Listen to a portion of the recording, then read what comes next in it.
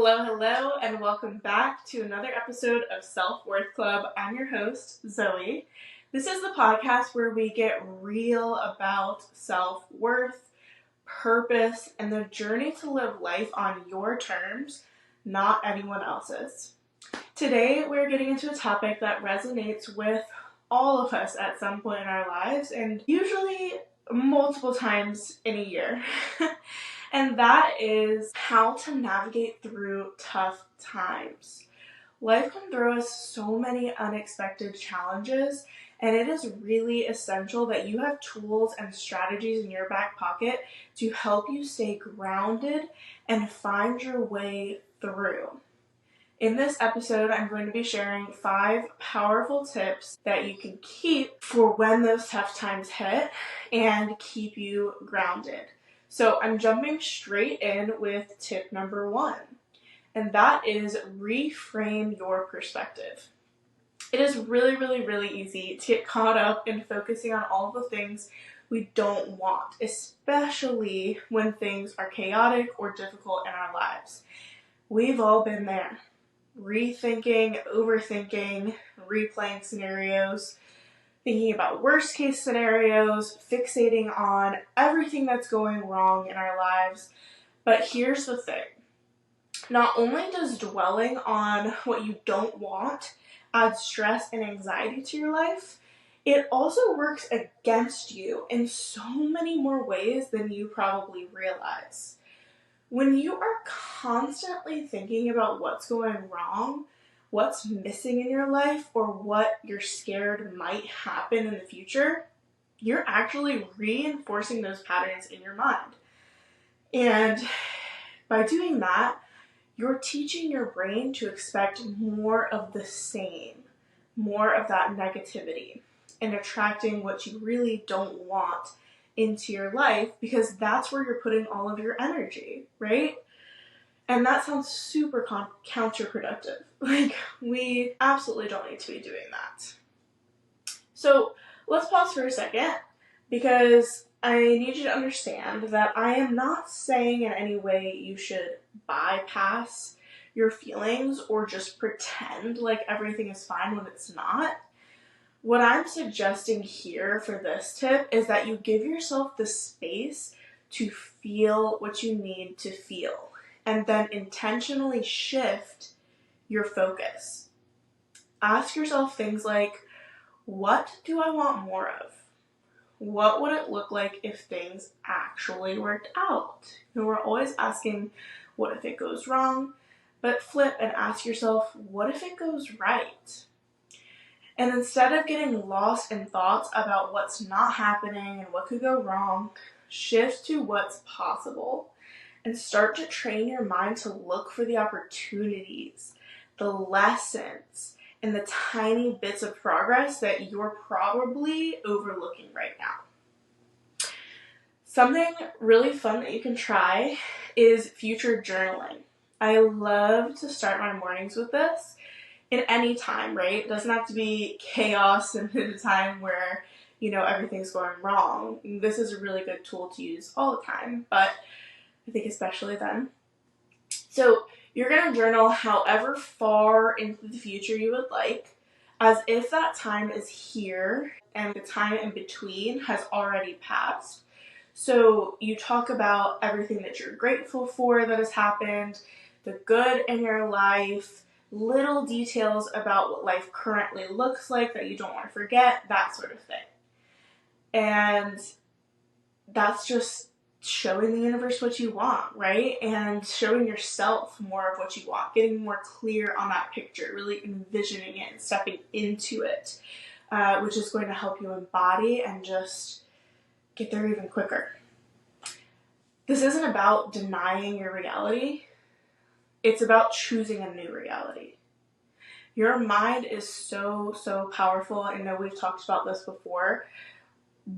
Where you focus your attention, that directly impacts how you feel and eventually what you experience. It's all a ripple effect. So think of this as realigning your inner compass. When you're only thinking about what's going wrong, you're heading further away from the solution. But when you start focusing on where you want to go, you'll find yourself taking actions that move you closer to it. And even though things won't shift overnight, right? The first day that you start doing this, just the simple act of focusing on a better outcome brings a sense of hope and possibility to our lives. And it's like giving yourself a lifeline when things are chaotic and super tough. It's something to hold on to when everything else feels really uncertain in our lives. And the more you practice this, the more natural it will become. And the quicker you'll start to catch yourself when you're spiraling into that negative thinking and going, what if it all goes wrong? You'll begin to reframe things more instinctively, which is the most powerful thing you can do. Like, all right, I know this is hard right now. All of this has happened, right? We're not denying it. But what can I do to move forward? What is my next best step? And that shift alone, like I said, creates so many ripple effects in how you move through those tough moments. By the time you look up, you're out of it. At the end of the day, you have so much more control than you think. Not over every single thing that's happening, but how you choose to perceive it and how you choose to act next. And that is a huge part of reclaiming your power. So once you've reframed your perspective, the next step and my next tip is to fully embrace the emotions that come up from this new viewpoint. So tip number 2, embrace your emotions and let yourself feel. Imagine you're holding a beach ball underwater. At first, you can try to keep it submerged with all of your effort, right? But the longer you try and hold it down, it's getting wobbly, it creates a lot of pressure, and eventually it slips, your arms get tired, whatever it is, and it shoots up to the surface with so much force. And usually it's just like catches you off guard. And I hope I'm not overestimating how common I think that experience is. I feel like we've all done that when we were younger. But anyways, your emotions are like that beach ball, right? You can try to push them down, but eventually, just like the ball, they're going to pop up to the surface when you least expect it, and often in ways that you really don't want them to. The more you suppress your feelings, the stronger they become, bubbling up as irritability, anxiety, unhealthy coping mechanisms. And so instead of pushing that ball underwater, let it float. Acknowledge your feelings as they come up. Talk through them, journal through them. If there's no one you want to talk to about it, find ways to express your feelings in healthy ways and give yourself that space to really feel. When you do this, the emotions will naturally settle and you can regain your control instead of letting the emotions control you and explode. I hope that made sense. It's so crucial to embrace your emotions in order to ground yourself.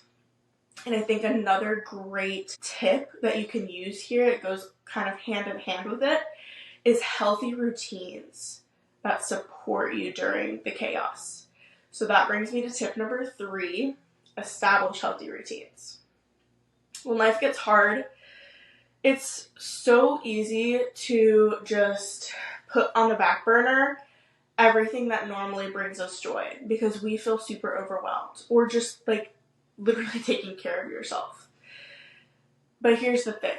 Your routines are exactly what will help you find a sense of stability in the chaos.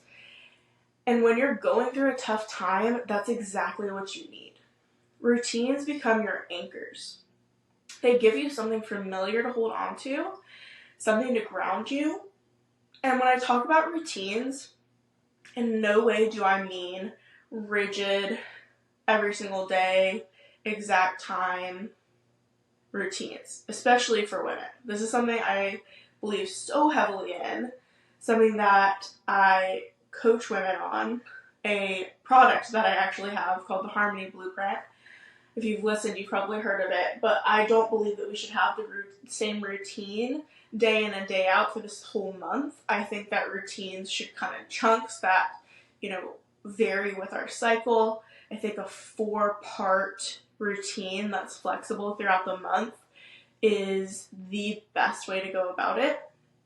And really instilling that flexibility throughout, because as women, we have so many shifts and hormone changes and things that happen throughout our month. Like, we're always running on a different cycle.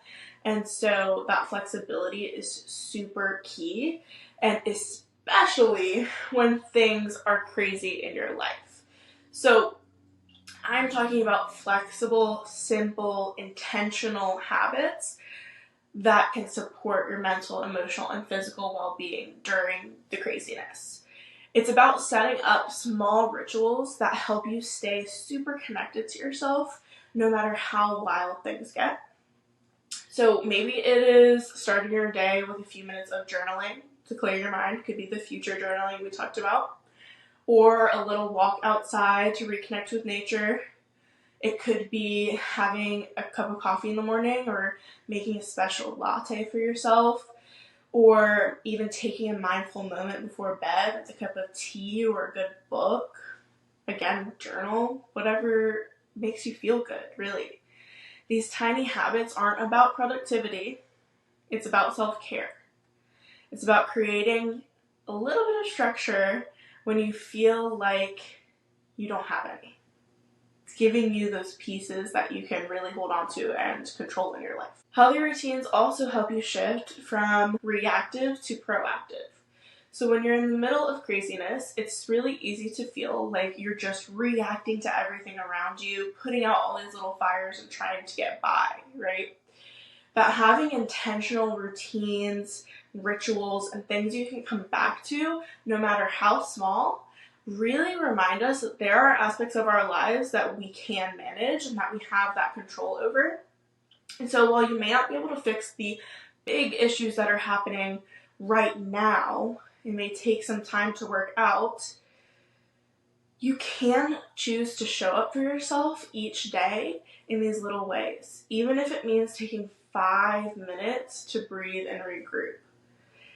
It's really important to know that this doesn't have to be perfect. It doesn't have to happen at the exact same time. It doesn't have to look the exact same as it did before things got crazy, Maybe you usually work out for 45 minutes, and instead of that, you shrink it to a 15-minute stretch. That's still showing up for yourself. That's still putting the intention behind it, and that's still keeping up with that habit, that ritual that you have. Or you usually cook really elaborate meals. Just focus on nourishing your body, right? Don't go off the deep end and, eat fast food every single day this week. But instead, find ways to make it easier on yourself and still get you the nutrition that you need to support yourself during this time. Hopefully that makes sense. The point is to just keep showing up for yourself in whatever capacity feels doable right now, and give yourself that support. Because the truth is, when you take care of the small things, again, it has a ripple effect. All of it does, no matter how small. Everything that you do has a ripple effect. And this will give you the strength and clarity to deal with the bigger challenges that you're facing in your life. You'll be better equipped to handle these tough moments and feel steady and grounded within yourself. So, while establishing routines provides that stability, I want you to remember that sometimes a shift in your physical environment can also lead to really huge emotional changes. And that is tip number 4. Change your environment, change your state. Our minds and bodies are so much more connected than we often realize. When you are stuck in a difficult emotional state, it's super easy to feel like you're trapped and to spiral out of control. But sometimes a super simple shift in your physical environment can unlock a whole new perspective for you. So think about how different you feel after you take a walk outside, or just step outside and breathe some fresh air. after you stretch, after you step away from your desk and go get a snack and come back. Like, these really little things can make all the difference, because movement triggers actual chemical changes in your brain that can lift your mood, reduce your stress, and even boost your creativity. When you move your body or shift your environment, you're essentially signaling to your brain that it's time for a reset. And something as small as standing up, walking around, or like I said, just taking a breath of fresh air can help break up that mental pattern of anxiety or stress or sadness or frustration or whatever you're feeling in those tough moments. And you don't always have to think your way through it, right? Sometimes there's enough going on up there, you just need to get up and step outside for a second. And the fastest way often to shift your emotional state is to shift your environment. So finally, last tip, number 5, as you navigate through all these different strategies, it is really key to cultivate trust within yourself and for the journey that you're on. So tip number 5 is to trust yourself and the universe. Whatever comes your way, I want you to know that you have the strength, the wisdom, the resilience to handle it. Think back to all the times you've faced challenges in your life before, moments where you thought you might not make it through, but here you are, babe. Here you are. You've always found a way to navigate through the storms, even when the path was super unclear, and this time is going to be no different, right? You're capable even when you don't feel like it, I promise you. There are bigger forces at play in your life, guiding you even when you can't see them. And trusting yourself really means trusting that you've been equipped with everything you need to face what's right in front of you right now. And it also means trusting that the universe has your back, even in moments of uncertainty or pain. And I know it's really hard to believe that when things feel super messy. It's easy to doubt that there's any kind of order or reason beyond the struggle. But that's when you need to trust yourself and the universe the most. Because when we shift our thinking, we allow ourselves to step back and take a deeper look at the challenges that are going on, and we start to notice patterns. So think. Have you ever experienced the same kind of situation showing up repeatedly in your life? I'm sure a lot of us have. It might look different on the surface, have different people included, different scenarios, but the lesson is staying the same. That is the universe's way of saying, hey, there's something you need to learn. Pay attention. If you do not learn the lesson, it's going to continue to repeat it, which can make you feel really hopeless, right? When you continue to go through the same things over and over and over again. It's not a good feeling, but you can get out of it by learning the lesson. So what if instead of resisting or running from difficult situations, you started asking yourself, what is this trying to teach me? Maybe the lesson is patience. Or maybe it's letting go of control. Maybe it's learning to set boundaries or finally realizing your own worth. Whatever it is, the universe is working with you, not against you. That positivity can bring you so much clarity. It's really easy to feel like life is happening to us and that we're at the mercy of things beyond our control. But when we begin to trust ourselves and the bigger picture, we can recognize that life is happening for us. Each challenge, each setback is just an opportunity for you to grow, to learn, to evolve, to become stronger and wiser, a better version of yourself, that future that you journal about.